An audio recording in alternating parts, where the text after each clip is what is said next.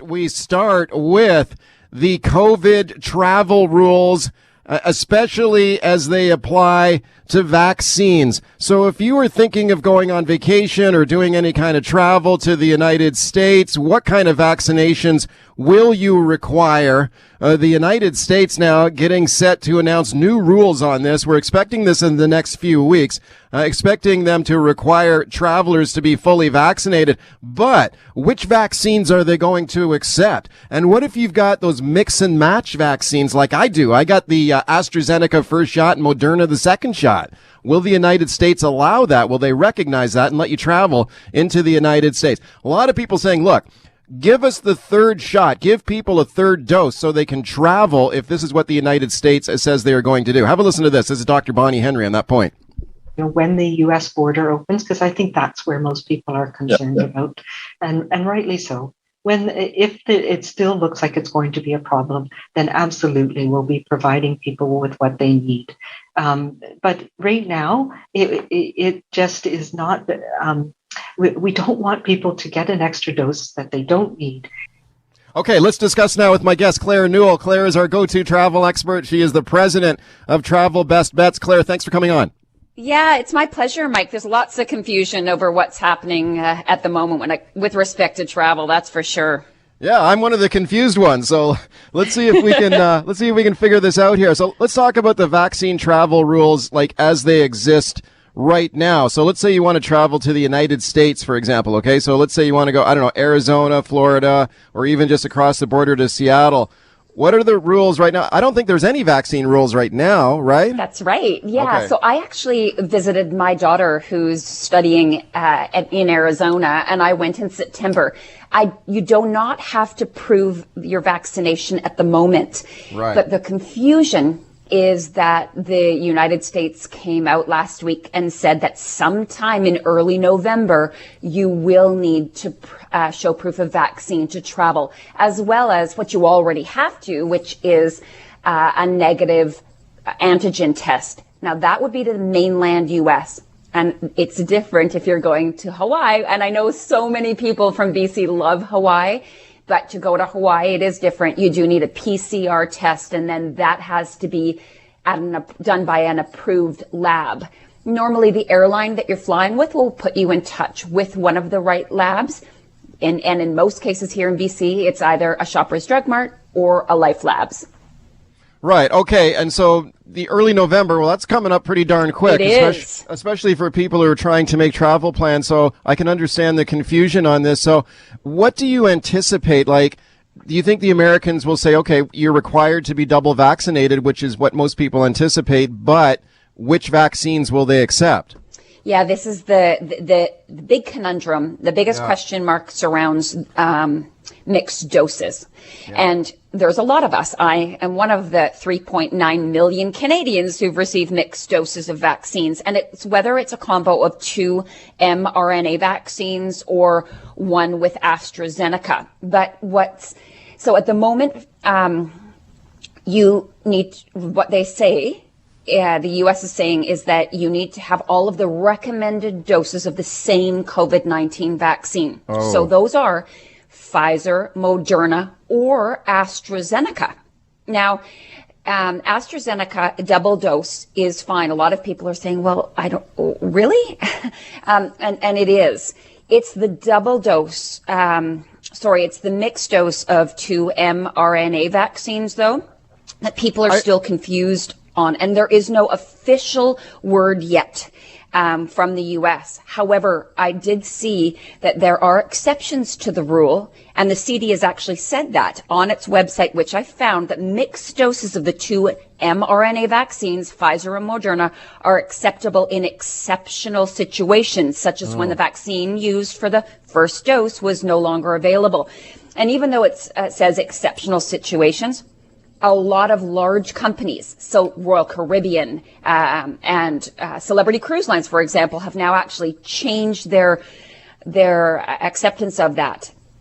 And originally you weren't. It's just, so in my mind, it's still that single dose of AstraZeneca with an with another, like a Moderna or a Pfizer like I have. That's a problem. And as I understood it, though, Claire, I thought the Americans had not yet approved the AstraZeneca vaccine for use in the United States.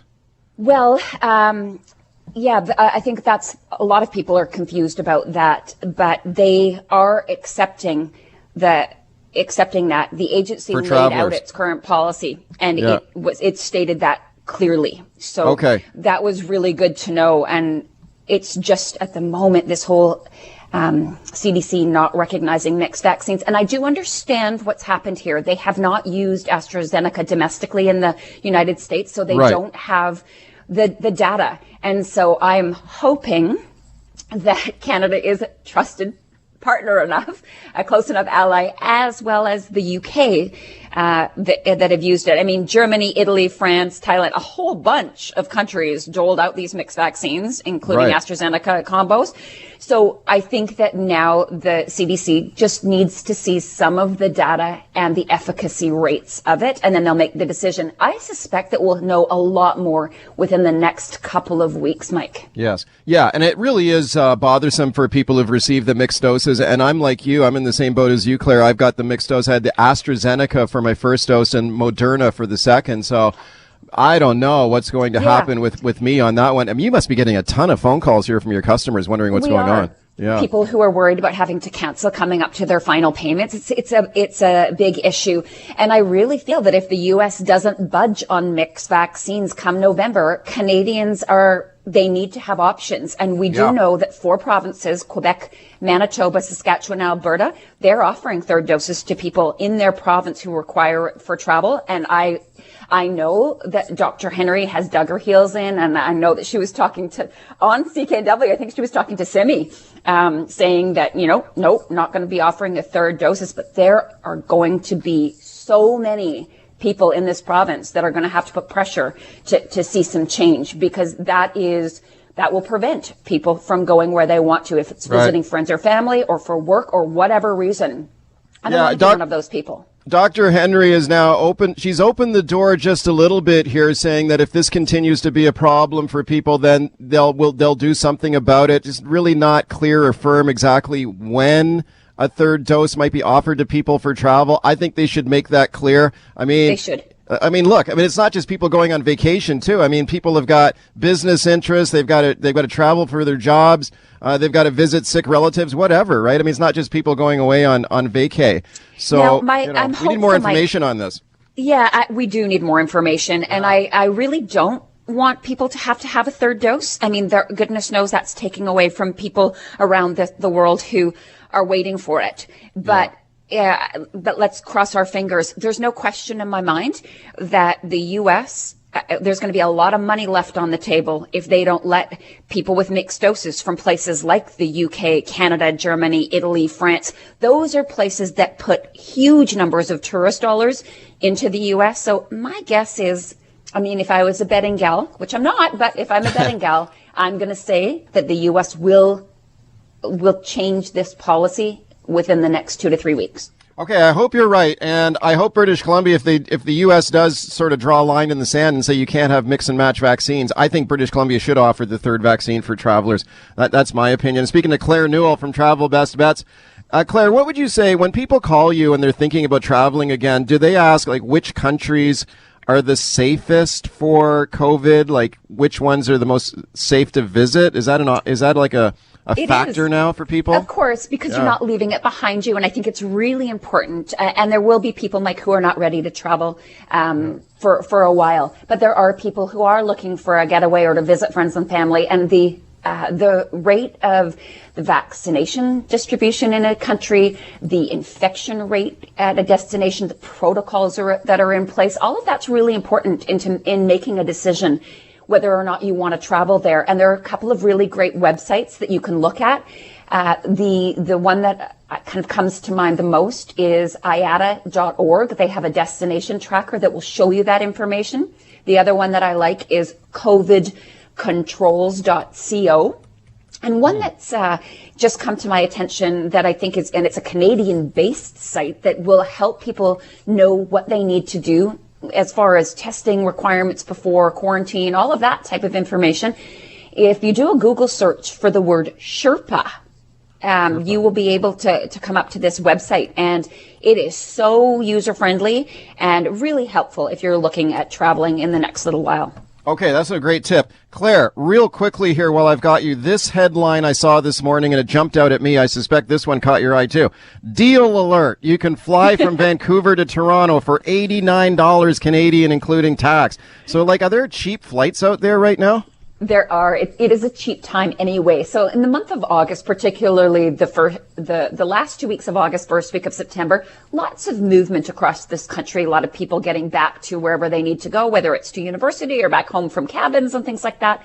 And so it's always busy. And then it's busy again in the Christmas and over New Year's time period, of course. But in between, you can get some really cheap deals. And right now, domestically, there's a real price war going on with Air Canada, WestJet, and Flair Airlines. So Flair is the new game in town that are really trying to take on the big airlines. And the big airlines are kind of almost matching some of these low fares. But we're talking about Vancouver to Toronto for under $100, including all taxes each way.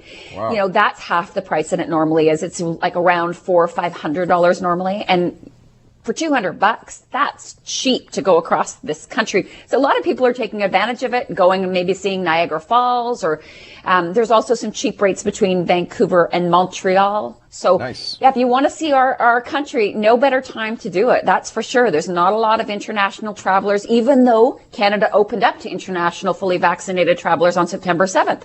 Right. But they just have not been coming in droves. Okay, Claire, I know you've got your finger on the pulse of all these great deals. What's your website again if people want to check it out?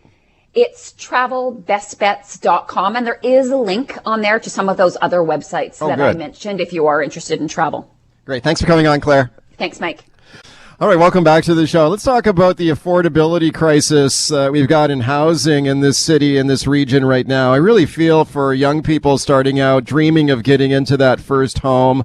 I know some young families are crammed into a condo, not ideal, but what else can people afford, especially in this city? Lots of people looking to the suburbs as an alternative. That can be expensive too, and you're facing a brutal work commute in some cases. How can we make this better? How can we get more affordable housing into this market in this region? This is a top priority for a lot of local governments in Metro Vancouver, and including my next guest, Dylan Kruger, Delta City Councillor. This is one of his top priorities, and I'm pleased to welcome him back to the show. Councillor, thanks for coming on again. Mike, thanks for having me back. Okay, it was interesting to see the city of Vancouver this week, Dylan, have a panel discussion on the future of affordable housing in the city. It's a top priority for a lot of municipalities, including in the city of Delta. What is the situation in Delta right now in terms of affordability in your community? In Delta, it's very similar to the rest of Metro Vancouver and a lot of major Canadian cities. I mean, the reality is that we've drastically underbuilt our cities when it comes to housing supply. Canada has the lowest number of housing units per capita in the G7, and we're paying the consequences of it now. We can't afford to meet the existing demand for housing in Delta, let alone the 1 million people that are going to be moving to our region, Metro Vancouver, in the next 20 years. So it's a very serious problem, Mike. Okay. Would you say that there's a supply issue then, that we need to build more homes for people that they can afford? We seem to be tackling every aspect of the issue instead of supply. We seem to be kind of afraid to talk about it, even though for me that seems to be the obvious solution. We put the tax on foreign buyers. In this federal election, the two major parties talked about putting a ban on foreign buyers, and that's great. But the reality is that's a small aspect of a much larger problem. We don't have the supply to meet the demand for housing. We've put time capsules over the vast majority of the region in Metro Vancouver and locked them into single-family zoning with no opportunities for higher density, with no opportunities for transit-oriented development. And the reality is that we cannot meet our existing supply, let alone the people that we know are going to be moving here in the years to come. Yeah, when you talk about that single-family zoning, I mean, this comes up a lot, and it's kind of a tough one for a local politician, right? Like, if you've got a neighborhood that with really nice detached houses, people love living there. I mean, are you saying that local council should come in and say, well, guess what? We're going to change the zoning here now, and now you're going to have like a townhouse complex on your street. Like, are you saying like the politicians have got to have the jam to do that? Is that the answer, or? I think it's more about, providing the type of housing that people want to live in, and single detached housing is an important part of the market, and it's always going to be. But you also got to be realistic. I mean, if you're living, 5 or 10 or 15 minutes from downtown Vancouver, I don't think that's a necessary realistic expectation for a housing lifestyle. There's also a lot, there's a lot in between sprawling single detached homes and really dense housing, like something that you'd see at Metrotown. Like, there's this missing middle that we've talked about. I'll give you an example of some of the frustration that we received. We do a lot of infill housing in Delta. That's where you take one large lot that has one house on it, you subdivide it into two, you have two smaller houses on what was previously a single detached lot. We had a 2-lot split, which is what we call it, public hearing a couple of months ago. We had one resident come in opposition at the public hearing. Completely met all the bylaws, all the official community plan. One resident came, made some, really slanderous accusations about the arborist, essentially said that the arborist was lying in their report. Because of one resident, it took 2 to 3 month delay for us to look into it before we finally approved it unanimously. 3-month delay because one resident came and approved it in opposition to a 2-lot split. Wow. Okay. So you need to streamline that process to get stuff approved more quickly. We need to not just streamline, we need to overhaul the approval process. Yeah. I mean, we spend years working on these official community plans. Vancouver is doing it right now with the Broadway area plan, for example. And then still, when projects come along, we have to go through an additional rezoning process and an additional engagement process, even though that work has already been done. There is such a thing as over-consultation, which is what we do. We're very good at doing in local government. Yeah, I've spoken to people in the development business they feel like they're slamming their head against the wall every day trying to get stuff approved and going through all the red tape that you're describing. Speaking to Delta City Councillor Dylan Kruger.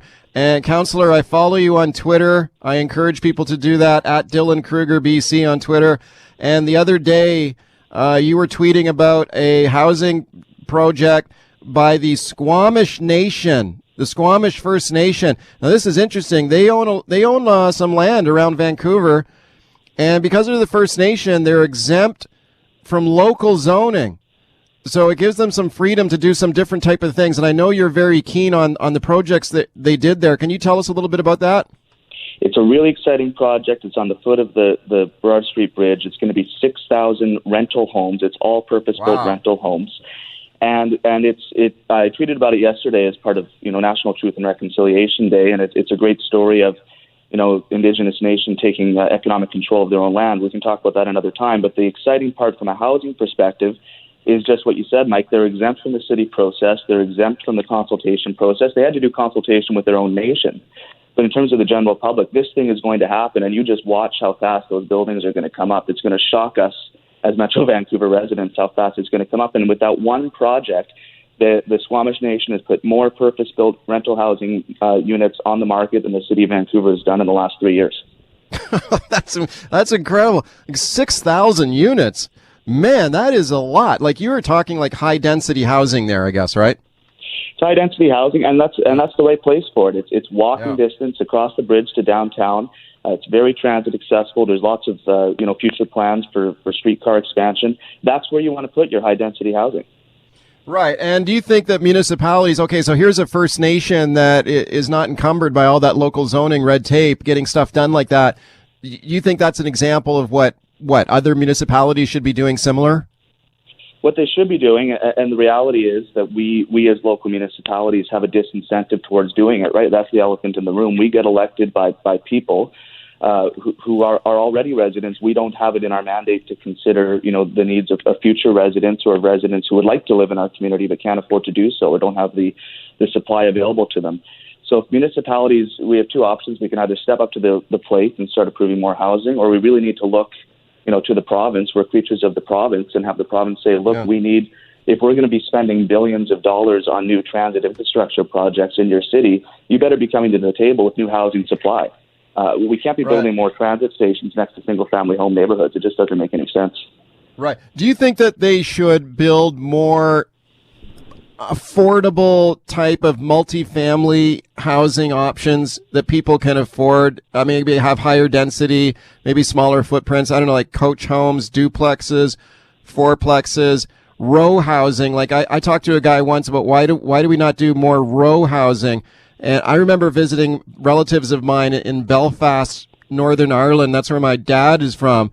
And everybody there was living in these row houses. And you don't really see that much of it here. I mean, what about our co-ops? You know, someone said to me today, we need more co-ops. Do we got to be starting to think outside the box and get some of these more, multifamily affordable housing units built?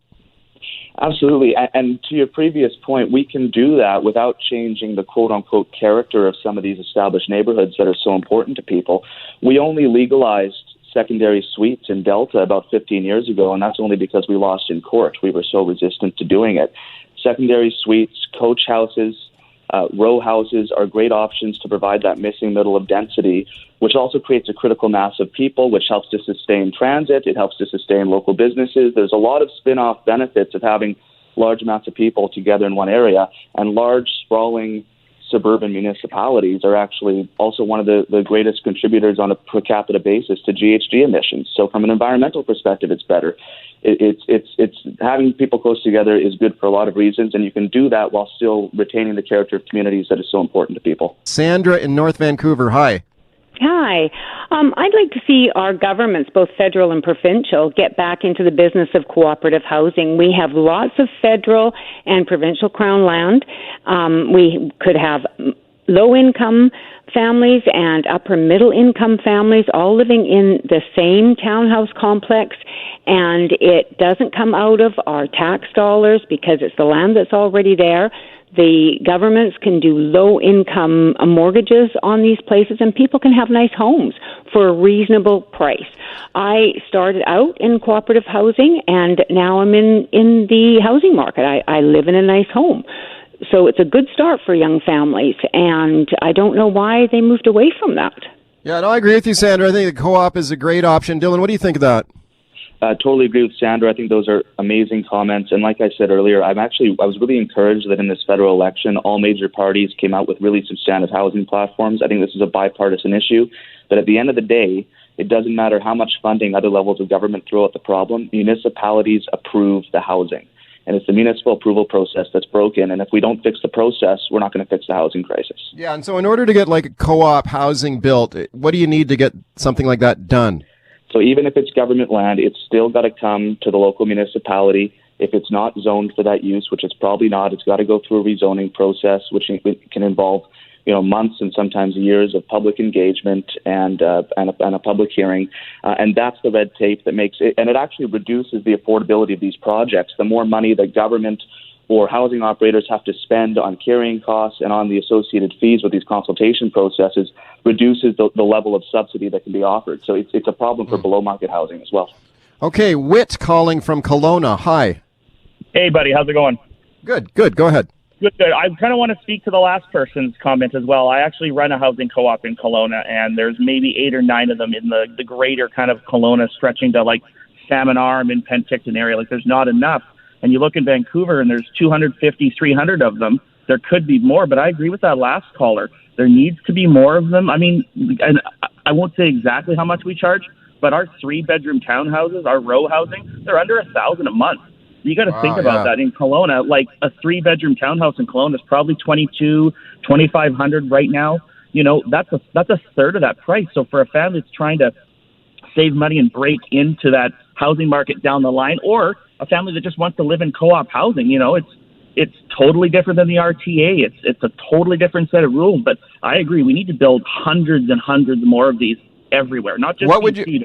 Okay, Whit, what would you say, Whit, is the biggest barrier to doing that? To building co-op housing? Yeah.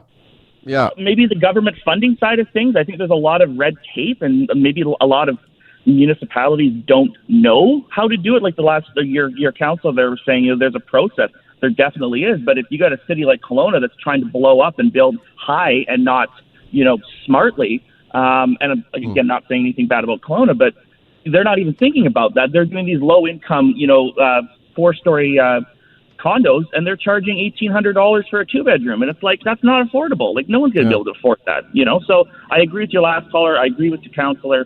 Co-op housing is a huge, huge step forward, and someone's got to jump on that soon.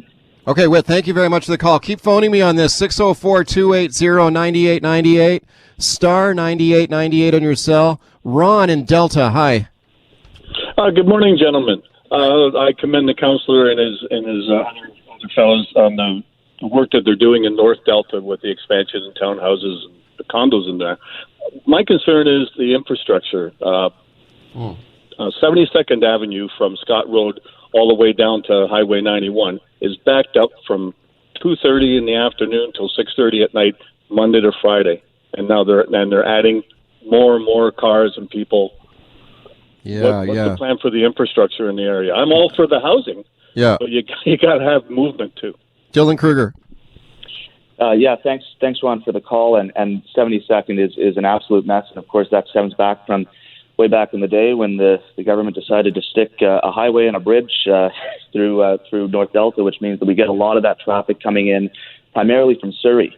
Specifically on your question on 72nd, the city is actually working on a major upgrade for that road, which construction will be starting this year, which hopefully will provide better traffic flows and accessibility. But it is a big issue on 72nd. What I would say is we're not going to get out of the traffic situation that's associated with high-density housing until we start doing high-density housing right, which means focusing our housing around walkable communities where you can walk to and get to your shops and services and maybe even ditch the car when you need to.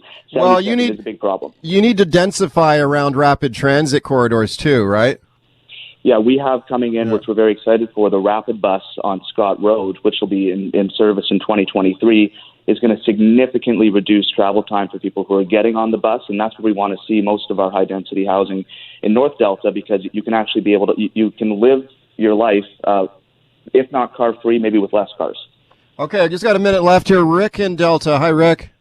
Yeah, I was just calling to ask, with the co-op housing, who pays for the upgrades? Also, I wanted to mention that highway, it appears that's getting improved on 72nd Avenue is going to cost Delta taxpayers $7 million. And one of the major projects is under construction on 72nd currently.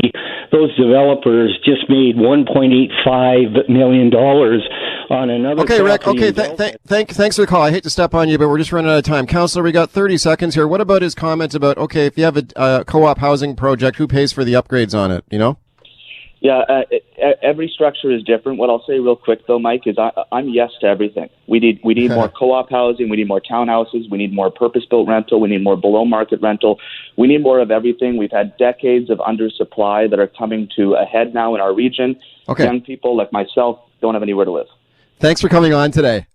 Thanks, Mike. Appreciate it. The breaking news here at this hour, the province expanding that mask mandate for all kids, teachers, and staff in BC public schools. So this will now cover kids in the youngest age bracket. So kids in kindergarten to grade 3, previously exempted from the mask rule, now will be required to mask up in school. Dr. Bonnie Henry here just in the last few minutes also announcing that they will start issuing monthly school-by-school COVID reports to parents, and the mask rule, the expanded mask rule, kicks in this Monday. Let's check in real quickly with Mike McCullough. He's a parent advocate with the Safe Schools Coalition BC. Mike, thanks for coming on. Good day, Mike. Mike, are you happy with what you heard there? Yeah, this seems like a great change. I'm really happy to see this mask mandate extended down to the kindergartners. It should have been done from the get-go. But, better late than never, as they say. We have to, I think, applaud the brave trustees in Vancouver, Surrey, and Burnaby who went ahead with pushing the government to do this, because I don't think without that sort of spend of political capital that this would have happened.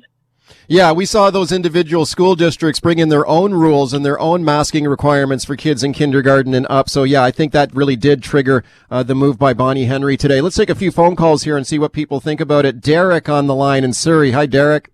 Hi, how are you doing today? I'm good. What do you think?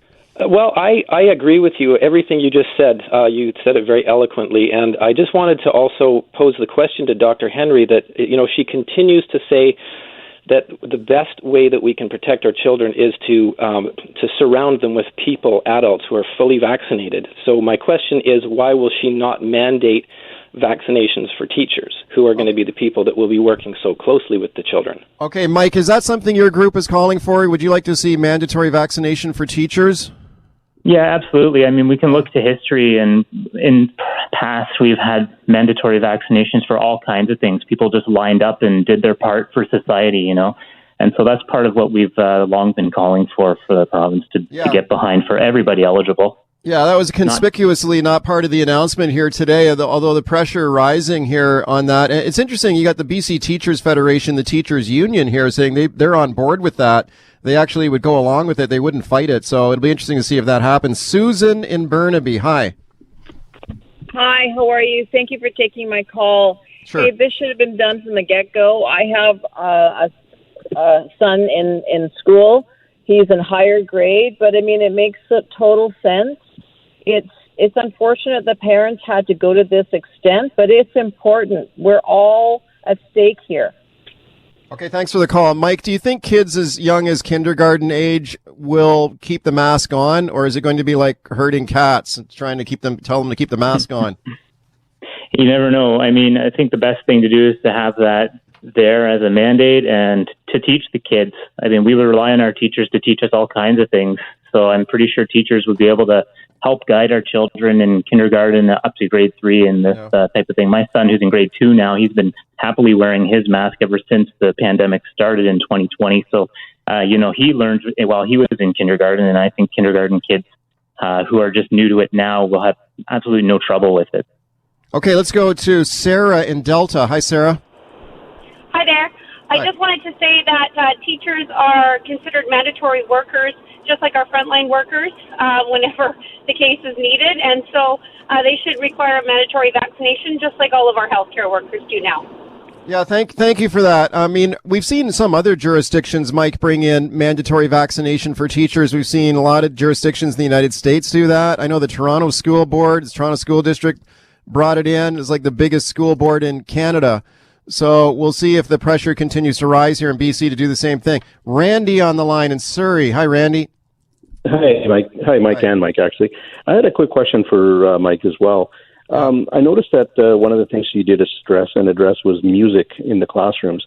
I have a bit of a concern. There are children, like including mine, who aren't able to get vaccinated, who the school board, in Surrey at least, wants them to do play recorders. And I don't think that's such a good idea. Like, do you think it's a good idea for the kids to be removing their masks, breathing through, an instrument throughout the entire classroom? Let me check with Mike. Do you got any thoughts on that? We just got 30 seconds here. Go ahead. Yeah, let's consider that COVID is airborne, and so anytime we remove our mask to blow out of an instrument or sing out loud, that we're releasing potentially infected droplets and aerosols from our mouth.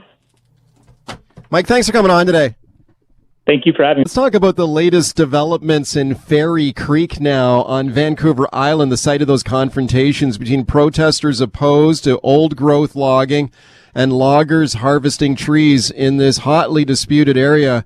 Huge development this week. A BC Supreme Court judge refused to extend the injunction that had required protesters to stop blocking logging roads in the area. The judge in the case, highly critical of police conduct in the area. We saw celebrations there by opponents of old-growth logging. They were dancing on the logging roads there, declaring victory.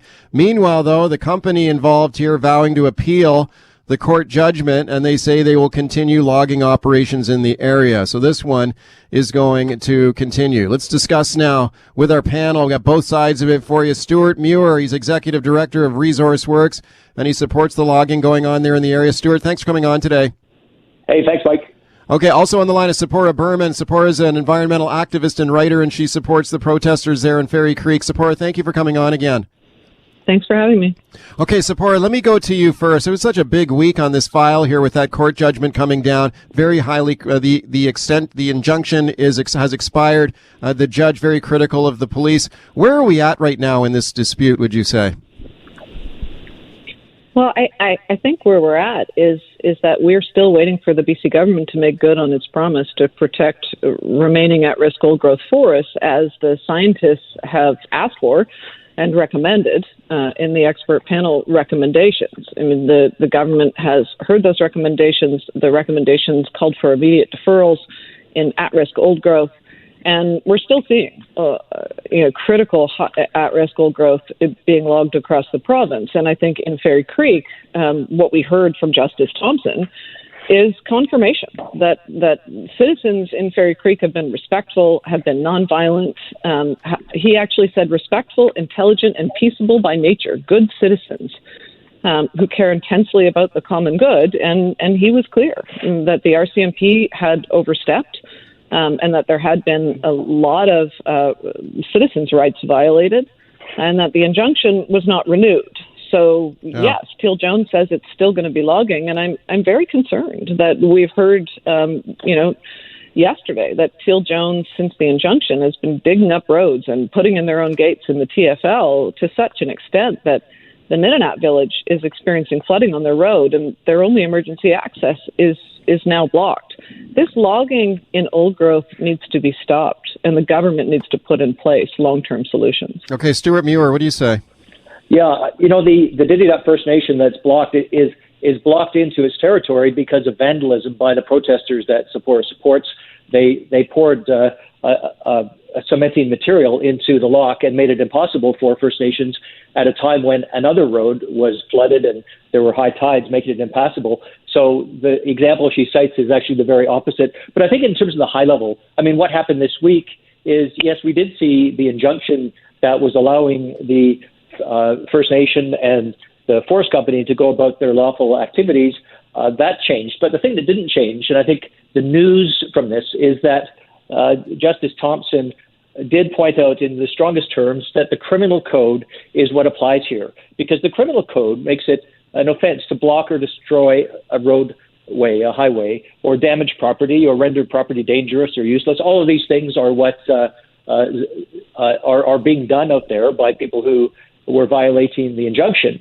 So thinking that they now have free rein to go and commit crimes is incorrect as a conclusion from that. And what we're looking at now, I think, especially after yesterday, we saw the Pacheedaht First Nation for the sixth time ask the protesters to leave because they're not welcomed by the First Nation on the very first Truth and Reconciliation Day. And once again, to be snubbed and ignored by outside protesters is, I think, it's hurtful timing, and it's time to change that. Okay, on that point, let me play a clip here from Premier John Horgan, and he does mention here that Pacheedaht First Nation asking the protesters to leave their traditional territory, and then I'll get Sephora's thoughts on that. So here is John Horgan on this point. In the case of Fairy Creek, it's the Pacheedaht Nation, and they have said quite clearly that they do not want to see logging in Fairy Creek or in the Central Waldbrand, and those areas have been deferred. That has not dissuaded the individuals who believe that it is their right to defy the law, is their right to disregard the 5 requests by the Pacheedaht to leave their territory, and they remain. Is this an intractable problem? Yes, it is. Does it frustrate me? Every single day. Okay, Premier John Horgan there. Sephora Berman, what about this point with the Pacheedaht First Nation, their elected council there, asked the protesters to leave and they don't leave? Why don't they leave? Why don't they do what the First Nation has asked them to do?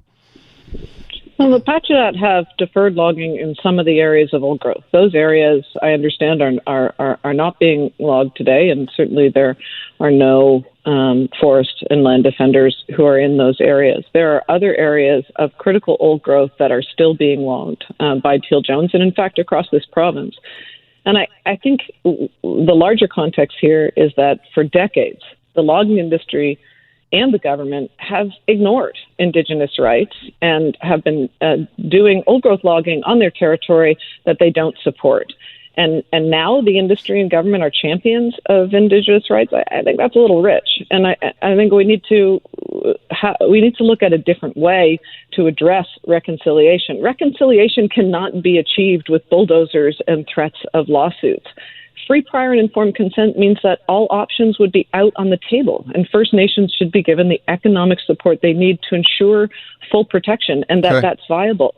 And, one more point, Mike, let's not forget that the Union of BC Indian Chiefs passed a resolution called the Elder Tree Declaration with Indigenous nations from across the province who are supporting protecting old growth. And government and industry claim to be abiding by First Nations desires, yet I know there are a stack of letters from First Nations on the Premier's desk asking for old growth logging to stop in their territory, and they don't even get a call back, so no one's jumping to abide by their desires. Okay, Stuart Muir. Yeah, well, I think that the diversity of BC, mountains and river valleys and deltas, all of these different areas, you have over 200 First Nations around the province. They all have different realities. Many of them, more than 100 of them, have different kinds of forest businesses, many of which do rely on a portion of old growth as the input so they can have a successful business. The idea of taking that away from them at the very moment where we have historic legislation, both in BC and federally, to implement the United Nations Declaration for the Rights of Indigenous People is I think, callous and short-sighted. What we need to do is ensure that all of these many processes around the province to close any gaps, where we need to rebalance the timber supply because there are issues. And let me be clear, there are real issues here with old growth management, but it doesn't mean that all of the solutions being proposed by the most extreme voices, which is what Fairy Creek is, should be adopted. Okay, so Stuart, let me ask you this. So you don't believe that old growth logging should be banned completely in BC? You think that some old growth trees, some of these ancient trees should still be available to be cut down, right? Well, old growth trees aren't necessarily ancient trees. I'm not sure what an ancient tree is, but let me ask Sephora. Sephora, how do you define an old growth tree? How old is it?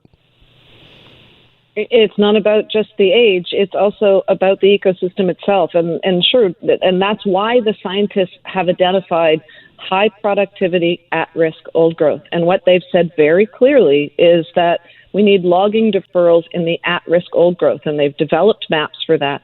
And that actually means that, and they've also said, to be clear, the leading scientists have said the majority of the remaining at-risk old-growth forests are still unprotected and need to be protected. They are underrepresented in protected areas. And I'm reading from the expert panel report. This is an exciting, historic day, everyone. 4 o'clock, the injunction ended today. RCMP are packing up.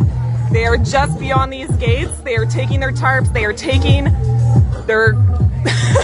they are taking out all of their vehicles and they are leaving, and we are here celebrating. Yes, RCMP, the world is watching you, and guess what? The injunction is over. Okay, that was the sound at the Fairy Creek blockade site this week after that court injunction was lifted by the judge involved in this case, and they were very happy about that. We're continuing to discuss the standoff here in Fairy Creek with my guests, Stuart Muir, Sephora Berman. Fit at a call here. Dev calling from Vancouver Island. Hi. Hi, please let me make my point, Mike. I've been in the forest industry, my family has, for generations, and I can tell you that it's supported communities, it's paid for hospitals, it's paid for roads. At a time when we need to listen to First Nations like Fairy Creek, and we're making such huge progress, we have people like Miss Berman and her little group that all of a sudden want to go back to colonial times, and we're not going to listen to them. We're going to do what we want to do. Well, here's my thing, Miss Berman. If people listen to you, the entire province would be shut down, and you don't like other divergent points of view. Like a good socialist, you ignore them. So, okay, let me respond, Sephora. It's interesting that the caller calls this our little group. Over 1,000 citizens in British Columbia have been arrested in Fairy Creek, including scientists and engineers and former forestry workers, professors, doctors, teachers. Thousands and thousands of people have come, and in fact, the majority of British Columbians in the polls want to see an end to old-growth logging. That doesn't mean an end to the forest industry, and I agree. Forestry has fed families in British Columbia and will continue to, but it will only continue to if we move to a value and not a volume model. We need to get more jobs per tree cut. We need economic diversification models to support industry, and denying that we have to stop logging old growth isn't going to help. It's just going to punt the problem down the road. Okay, Stuart Muir. Yeah, one thing that concerns me here is the science is being lost, because although it's true that some scientists who are aligned with Sephora's movement have published papers and maps, and they talk about those and all over social media. They've hired lots of public relations spin doctors to get that out there. When you talk to the scientists in the universities, in forestry, in government, in industry, in First Nations, they employ forest scientists, and so do municipalities, you get a very different picture. And if more people heard that story, what they would understand is there's quite a much larger supply of old growth than is claimed by some. And also, the way it's being managed is actually very different from the picture some people may have, 1970s forestry. It's just not like that. Practices have improved so much. And the other thing is that old growth is willfully a part of what many First Nations do harvest, like the Huea in TFL 44. They actually own part of that forest. There's many First Nations on Vancouver Island alone who are in businesses that rely on old growth, and they're right now perfectly fine with that because they know it's sustainable. Okay, Sephora, what do you say to that? The scientists that I'm referring to are part of the government's own expert panel on old growth. And in that report, they said very clearly that we need immediate action to protect remaining at-risk old growth, to defer logging in old forests where ecosystems are at risk of irreversible biodiversity loss. And, the larger picture here is that I think, Stuart, that you're ignoring the urgency of the ecological crisis and the growing threat of climate change. The science is very clear, not only in British Columbia, but around the world, that we need to protect the old growth forests we have left. We can't, as a province, declare a climate emergency and then log the old growth, because the old growth is actually the climate solution that already exists. These forests are essential to maintaining our water and a stable climate. You're bringing up I call it the butter versus margarine debate, because it's equally studied by academic forest scientists and found that having replanted forests and new trees, which grow faster and absorb more carbon, is an essential part of how you manage forests. And we plant in BC 3 trees for every one that's cut down, and that then ensures that the carbon cycle is happening. So, that's a scientific debate. It grinds on. Someone will come out with another report one day. But I think the key thing here is that most scientists who are based at universities do not agree with the extreme positions that Zipporah is pushing. Old growth is not about to run out. Okay. That is just a flat myth. Okay, we only got 2 minutes. We have 2 minutes. You have a minute. You have a minute, Sephora. Yes, you got 1 minute. Go ahead. So what we're hearing from Stuart Muir and ResourceWorks is a form of climate denial, and they did it for decades. The industry did it for decades on climate science, saying there was a question. And that's why we're in this terrible situation now, because they paralyzed governments with this supposed question about whether climate change was happening. And now we're experiencing the fires and the heat domes. This is old growth denial is that same thing. Scientists from the United Nations to our own scientists in BC are calling for urgent protection of the world's remaining primary and old-growth forests in order to stabilize the climate, in order for us to have clean water. And we can do that and maintain healthy industry in BC, but only if we start now, because when these forests, when these 1,000-year-old trees are gone, they are gone forever, and they store a lot more carbon than new trees than we're going to plant today. Stuart, you got 30 seconds here to wrap it up. Go ahead. Yeah. I would say when you hear the Premier, he's talking about processes that are happening inside the BC government. The moves that were made last September to actually follow the recommendations of the Old Growth Review Panel were followed, even though environmentalists like Zipporah don't want to acknowledge that did happen. Big trees were protected by new legislation. So to say there's some sort of denialism here is frankly insulting, and it's incorrect. We need to respect the science. Okay, I want to thank both of you for a good conversation once again. I'm very grateful for both of you being on the show. So my great thanks to both of you. Stuart Muir from ResourceWorks, Zipporah Berman. She's an environmental activist and writer. Thanks to both. Let's talk about this week's very sad announcement, I thought, by the U.S. Fish and Wildlife Service about the ivory-billed woodpecker. And what a beautiful, majestic bird this is, at least in the photos that I've seen. This large woodpecker with that vivid red crest, officially declared extinct this week, or at least the Wildlife Service proposing to add it to the extinction list. And very sad news, especially for those who hope that a handful of these birds might still be out there living in remote patches of the U.S. South. But the U.S. Fish and Wildlife Service declaring this week that despite decades of extensive surveys hoping to find these birds, they had not located any. Primary threats leading to its extinction were the loss of mature forest habitat and collection. Have a listen to this now. You're going to hear the sound here of an ivory-billed woodpecker. This was recorded in 1935. Have a listen to this.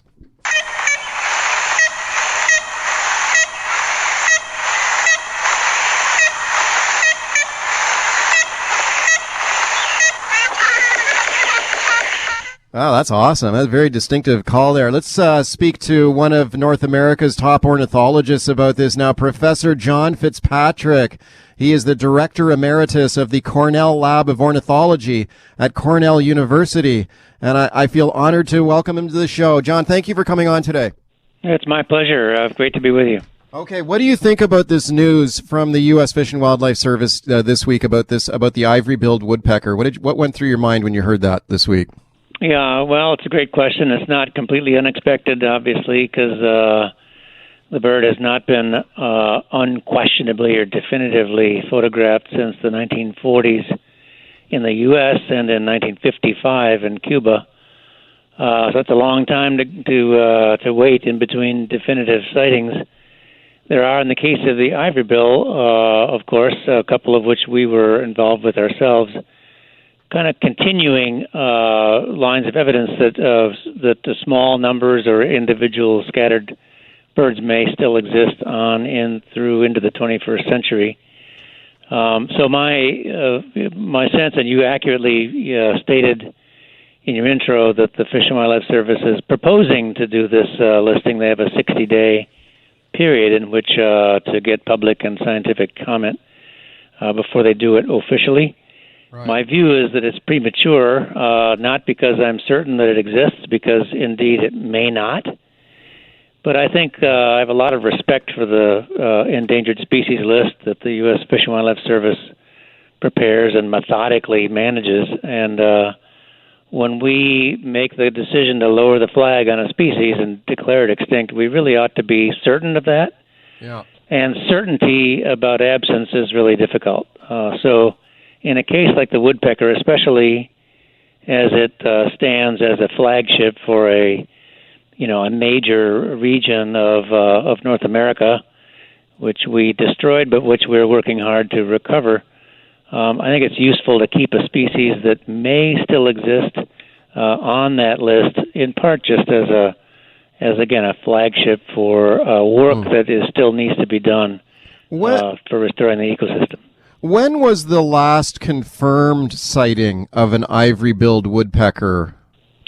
Well, it depends on what you mean by confirmed, and it depends on your opinion about evidence. And I will say that the last indisputable record of ivory-billed woodpecker was in 1944. There was a single female left in the famous place called the Singer Tract in northeastern Louisiana. Yeah. In the case of Cuba, the birds there were several different pairs of birds known into the early 50s.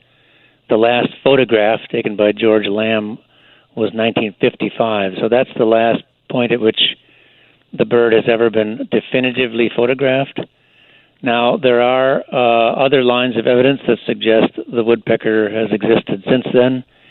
There was a feather that was recovered from a nest in which two biologists had observed what they identified as the ivory bill in Florida in 1968. And then, of course, there are these records that came out from eastern Arkansas in 2004, 2005, including video and some acoustic evidence that many of us regard as reliable evidence that there was a single bird there.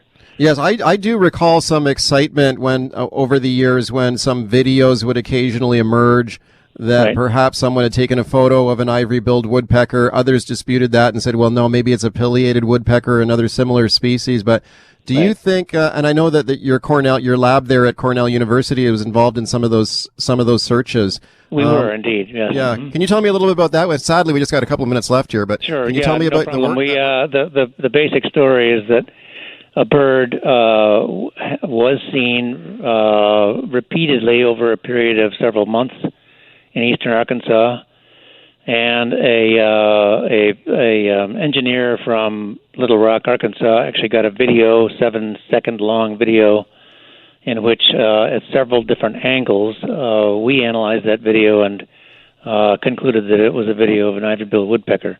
Wow. Unfortunately, it wasn't clear enough to be regarded as definitive, and indeed there are other interpretations of that. So that one has to be chalked up to debatable evidence.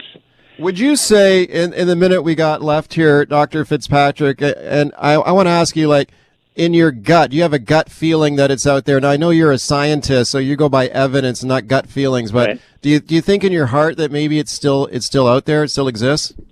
That's a fair question, and the way I would answer it is I have a gut feeling that it might. Okay. It's really important to make it clear that it might not. Yeah. Yes. But I think that to declare a species extinct, we need more definitive evidence that it is in fact gone, and I don't think we're quite past that threshold yet. Okay, well, I hope that obviously that maybe they do find these birds somewhere. I mean, parts of the U.S. South, highly developed part of the United States. I mean, there are some pockets of real dense wilderness that maybe they might be hiding in there. Oh yeah, absolutely. Yeah. I mean, the region probably that's most likely is the original area of that Arkansas encounter, which is close to 1,000 square miles of forest, some of which are very difficult to access. Great habitat, and actually getting better as we speak because it's being protected. There are places in Louisiana, Mississippi, Florida, and Arkansas where it's not impossible that lingering individuals exist. I just think we're a decade or two away from having to declare that this flag has finally got to be buried. Okay. Well, I hope maybe one turns up one of these days. I'm sure you do too. Thank you very much for coming on today. Appreciate it. My pleasure. Thanks for having me.